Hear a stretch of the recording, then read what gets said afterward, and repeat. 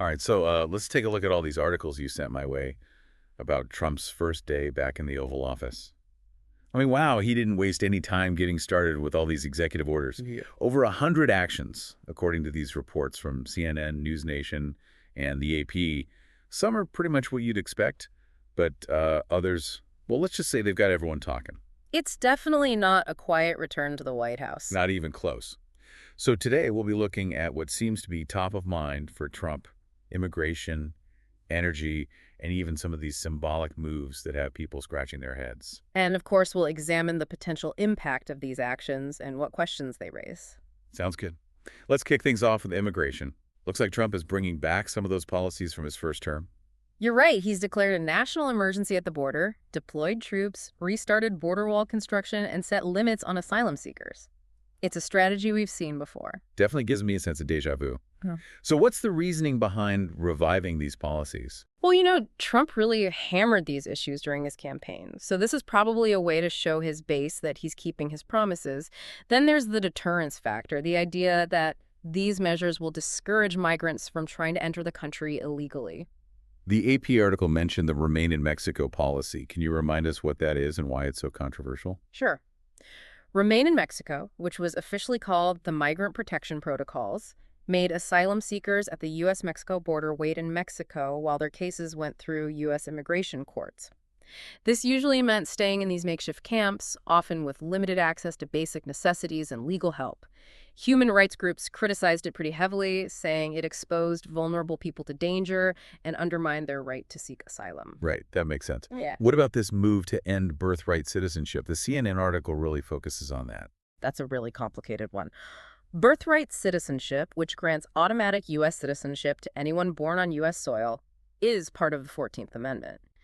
To challenge it, you need a constitutional amendment or Supreme Court ruling that reinterprets the existing amendment.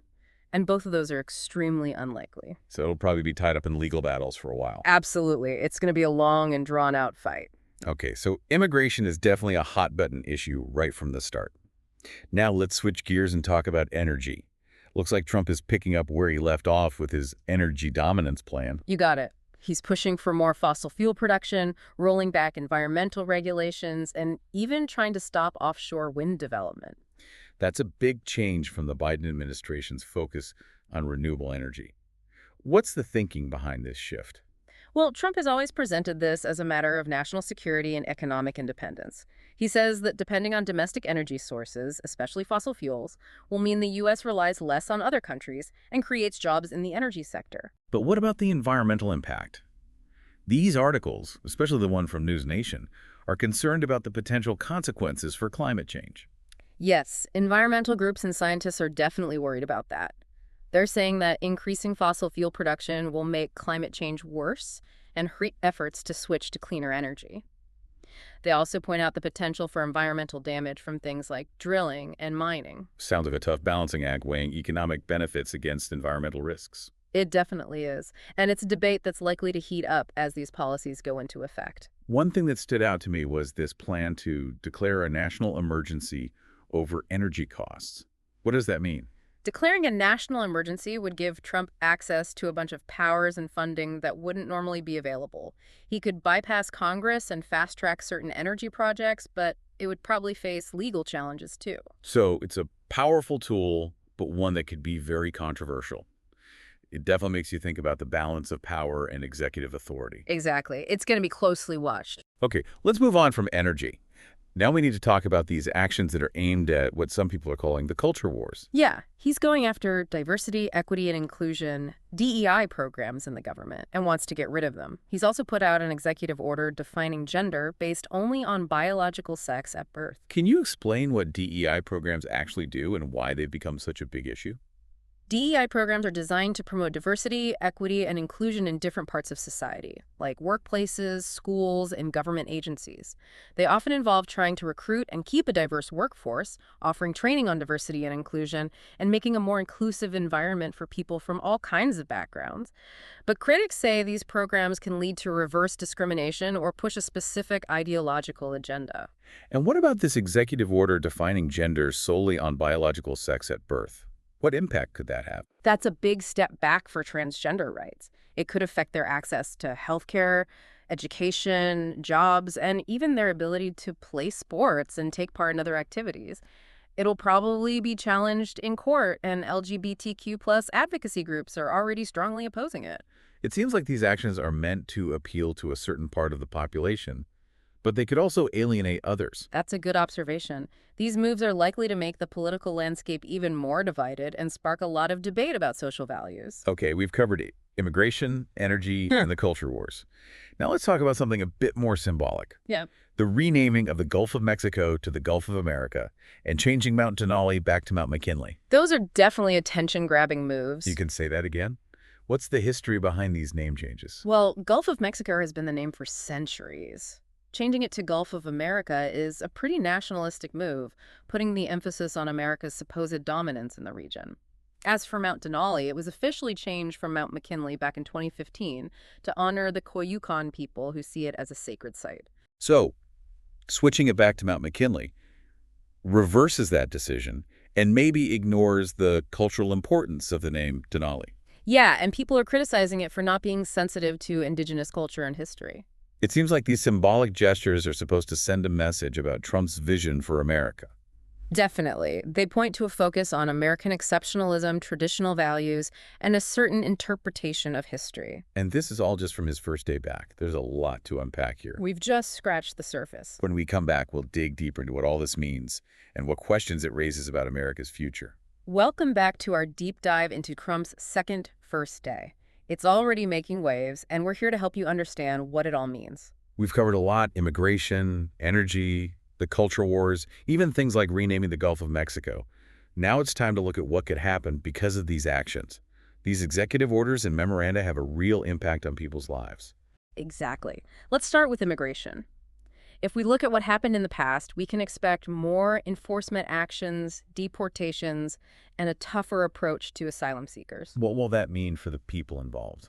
Well, it could mean families being separated, longer detention times, and a more difficult situation for undocumented immigrants in general. We can't forget about the human cost when we talk about these policies. It's easy to get caught up in the political arguments, but there are real people whose lives are directly affected. Absolutely. And we need to consider the legal challenges that will probably come up. Many of these immigration measures could be challenged in court, which could lead to long and complicated legal battles. So more uncertainty and gridlock. Just what we need. It seems inevitable. Okay, let's move on to energy. Let's unpack Trump's push for fossil fuels and the rollback of environmental regulations. What might we see happen there? Well, for one thing, it seems like a step back when it comes to climate change. The News Nation article you shared mentioned that Right. Environmental groups and climate scientists are really concerned about that. Prioritizing fossil fuels and relaxing environmental rules could slow down the switch to cleaner energy and potentially make climate change worse. And then there's the potential for damage to the environment from things like drilling and mining. it seems like there are big economic implications too. The renewable energy sector has been growing a lot, and these policy changes could hurt innovation and job creation in that area. Yeah, that's a good point. By favoring traditional energy sources, there's a risk of slowing down the move to a clean energy economy, which has consequences not just for the environment, but also for economic competitiveness and creating jobs in industries of the future. So maybe a missed opportunity on a few different levels. Let's talk about what you called the culture wars now.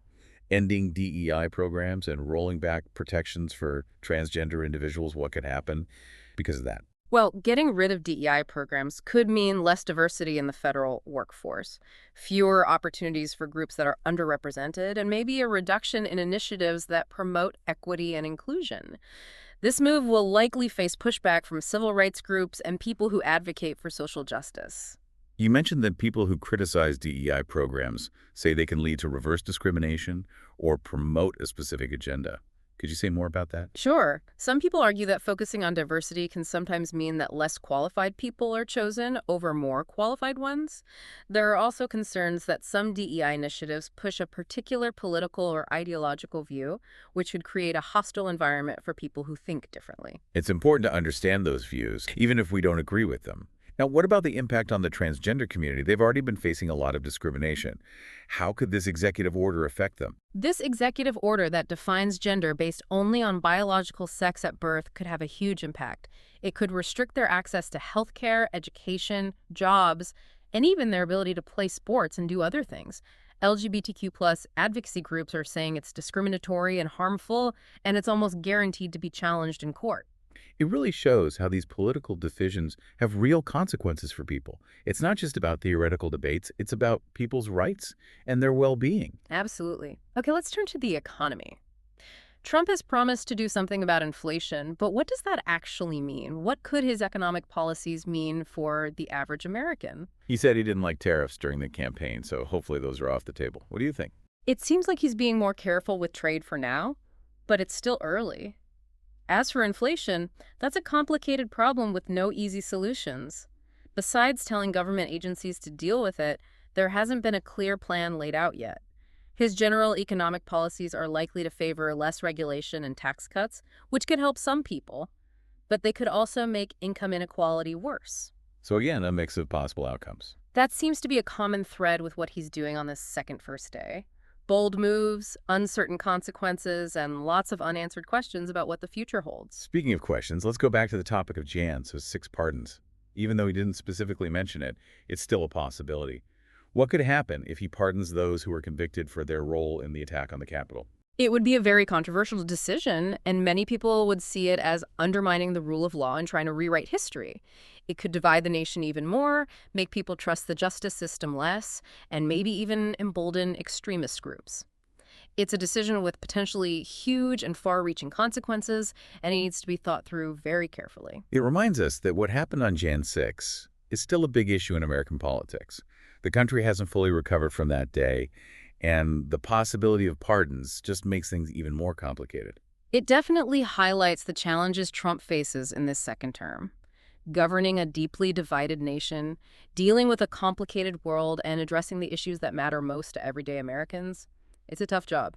We've looked at the agenda, talked about the potential impacts, but the big question is, how will these actions affect the lives of everyday Americans? That's what we'll explore when we come back. Welcome back to the Deep Dive. We've been talking about Trump's return to the White House and all those executive actions he's put into motion. It's a day that's going to be talked about for a long time. From immigration and energy to the culture wars, and even renaming the Gulf of Mexico, it's been nonstop. It really has. We've looked at the individual policies and what might happen, but now let's step back and look at the bigger picture. What does it all mean? What's the story here? What's really striking is how bold he's being and how fast he's moving. He's clearly not interested in compromise or taking things slow. He wants to reshape American society, even if it means bringing back old fights and controversies. It does feel like he's doubling down on those ideas that were so important in his first term, America First, being tough on immigration and focusing on what some people call traditional values. Exactly. And he's doing it with a new sense of purpose after winning the election and really wanting to make a lasting impact. But here's the big question. How much of this is actually going to happen? With Congress divided, he's going to face opposition and legal challenges all the way. That's the key point. Executive orders are powerful, but they're not unlimited.